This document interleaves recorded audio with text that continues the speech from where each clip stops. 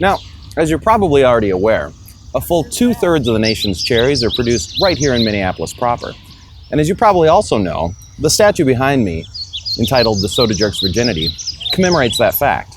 But have you ever stopped to wonder, where in the fuck did it come from?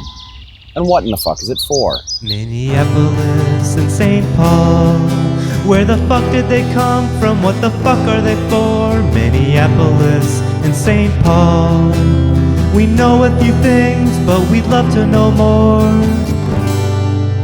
In the 1980s, this nation faced a crisis. America's strategic art reserves, once the envy of the world, had been depleted to historic lows.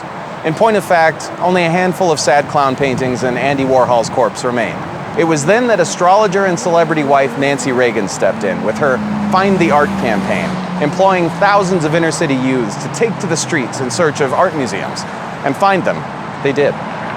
The first evidence of the Walker Sculpture Garden was spotted by geologists in 1987, and excavation began the following year.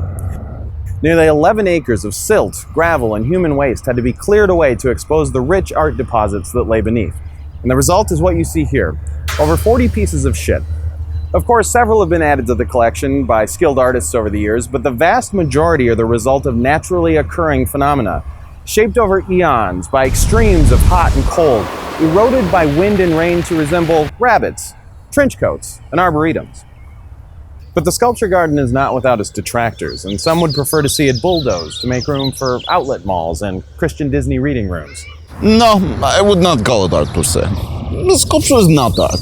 Sculpture is plaything for children. And so the controversy rages on. Is the Sculpture Garden a beacon of culture? Or is it a visual cesspool, desperately seeking relevance in a post-postmodern modernity? One wonders what art collector and Texas Ranger T.B. Walker would have thought of all of this. Who doesn't one? If you'd like to know more about the Sculpture Garden, ask your mom, or make up your own dumb shit like we did.